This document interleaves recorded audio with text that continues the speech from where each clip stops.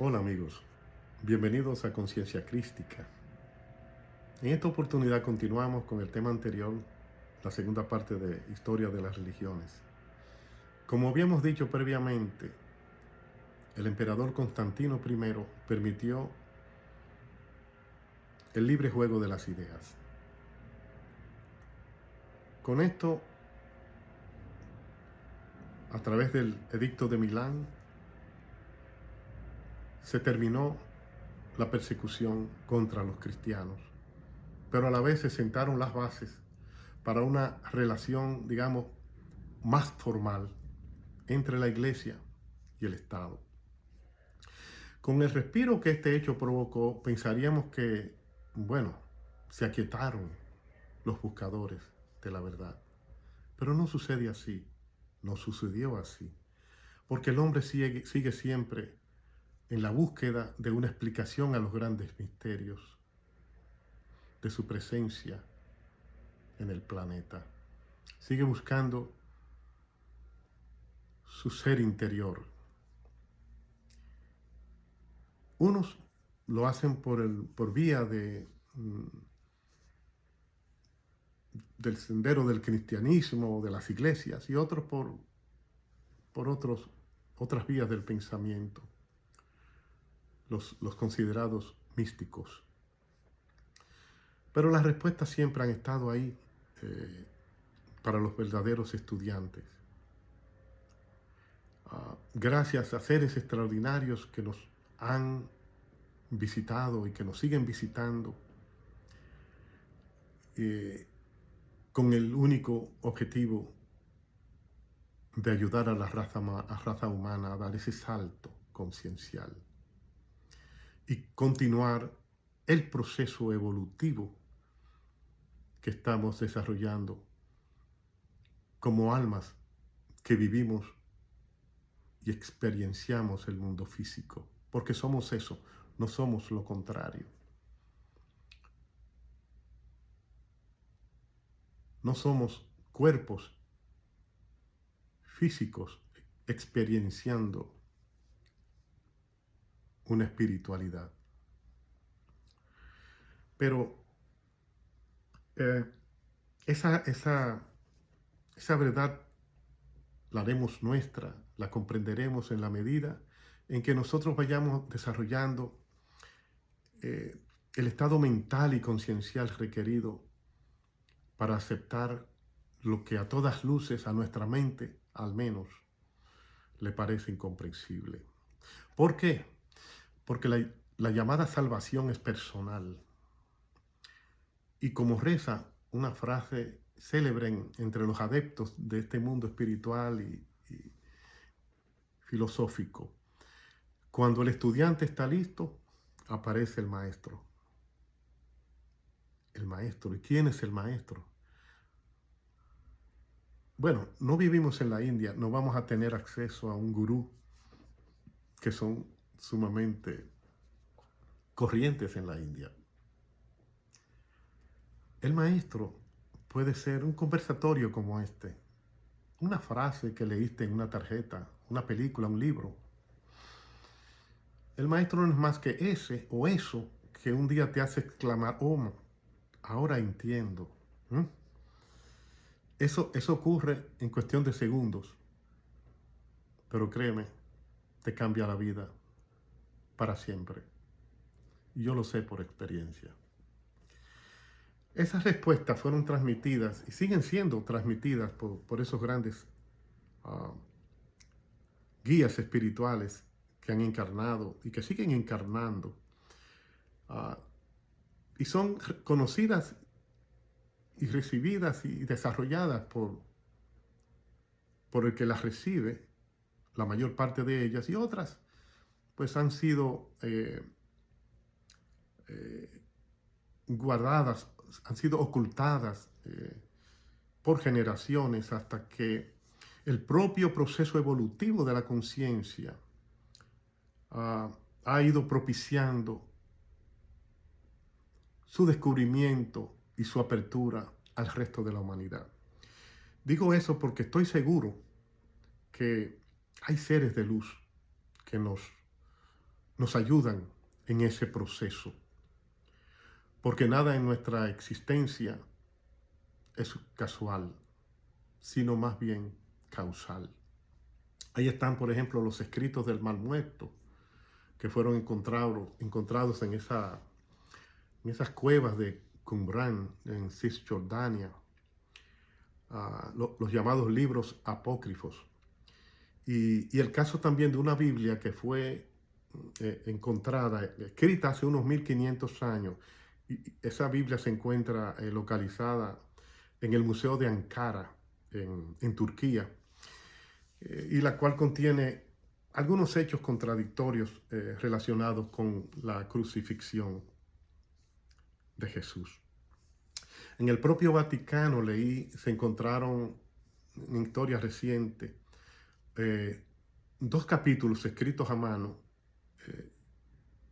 nada más y nada menos que del Evangelio de Mateo, que no eran conocidos.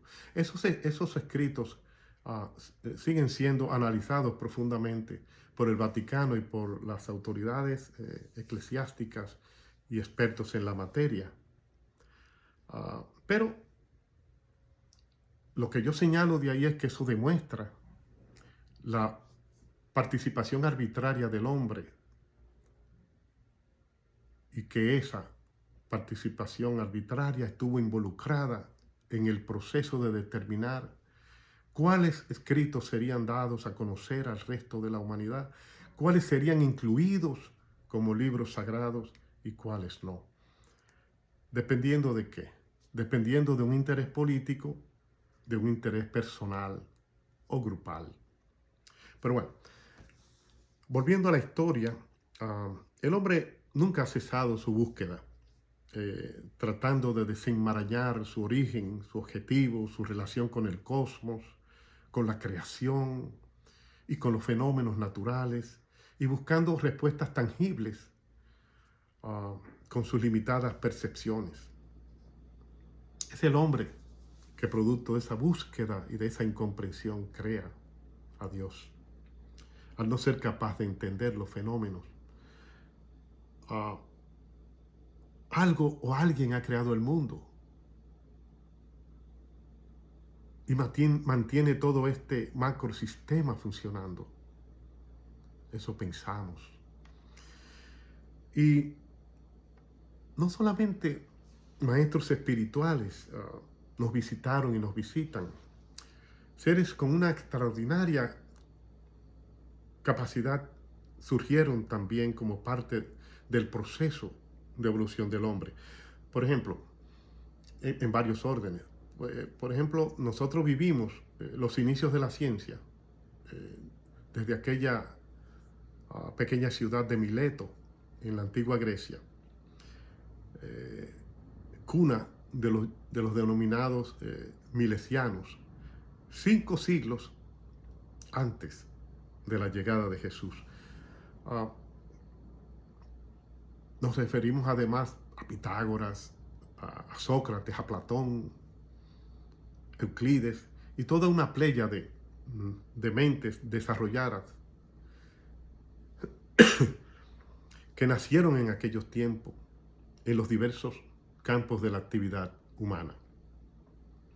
El desarrollo de las ciencias y las matemáticas unidas hizo que los estudios sobre el cosmos y el origen de los mundos empezara a ser tema de una rigurosa investigación.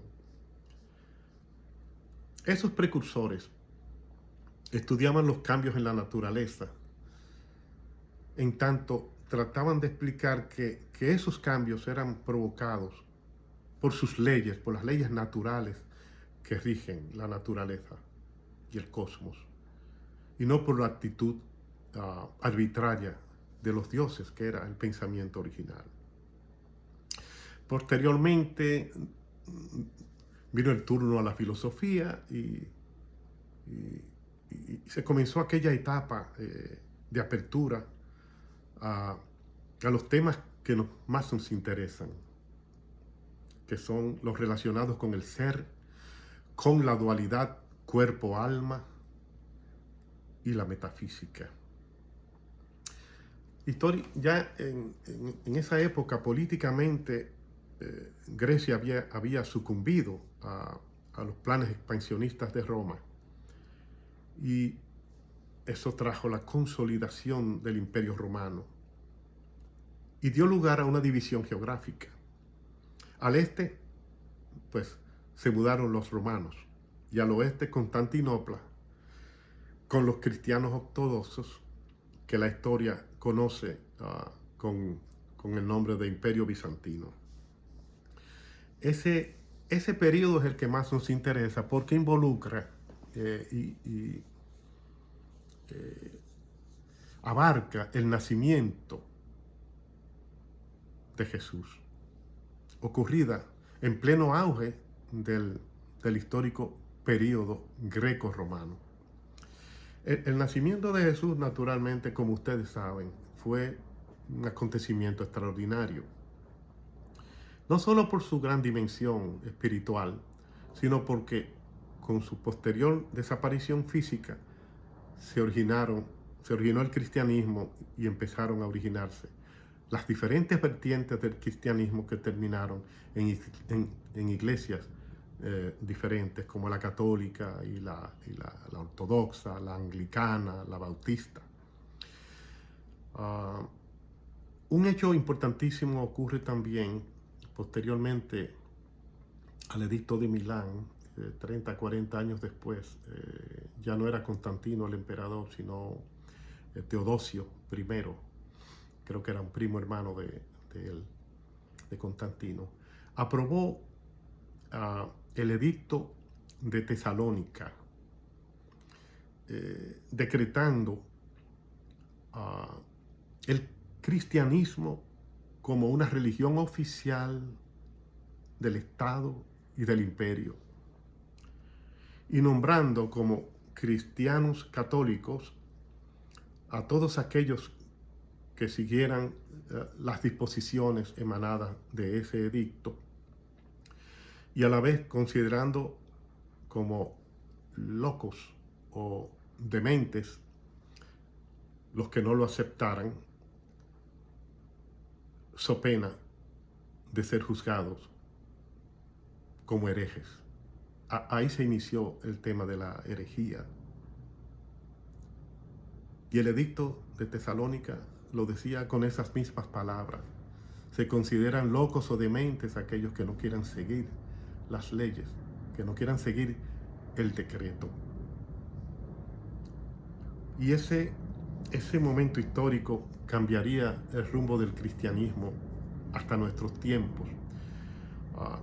Obviamente, por un lado, la cúspide católica floreció, excediendo sus atributos, por cierto, al nombrar, por ejemplo, por decreto al Espíritu Santo y nombrar también a Jesús al mismo nivel de Dios.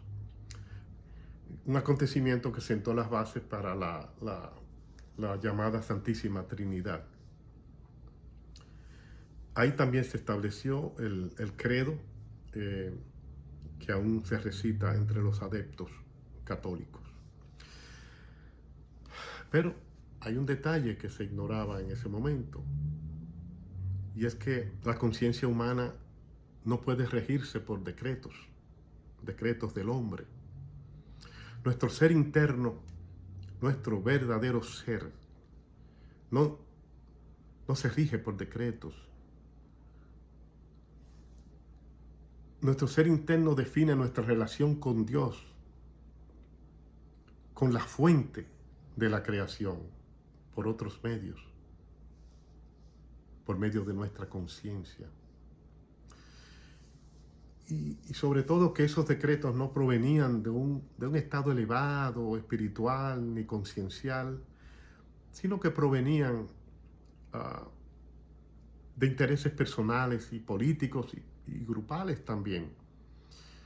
Lamentablemente dieron origen a ese periodo de terror, muerte y barbarie que significó la tesis de la herejía, y que a la postre todo ese movimiento hizo un flaco servicio a la causa y desembocaron en un lamentable proceso de oscurantismo que afectaría la humanidad cientos de años.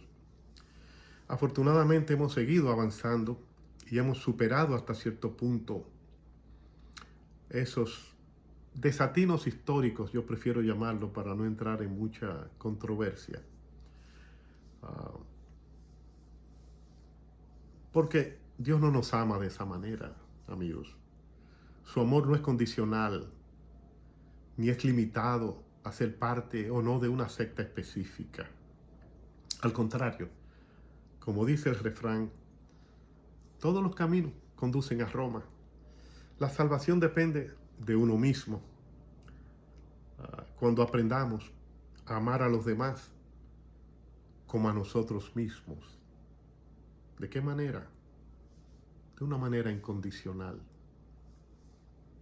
En realidad, no existe un amor condicional y un amor incondicional como escuchamos. Existe el amor, pura y simplemente.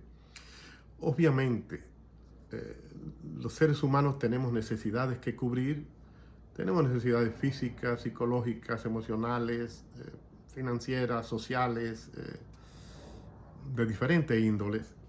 Y por tanto, quizás, aunque no haya una intención soterrada en ese sentido, me refiero en este momento a las relaciones de pareja, por ejemplo, al intentar solucionar algunas de nuestras deficiencias de ese tipo a través de nuestra unión con otra persona,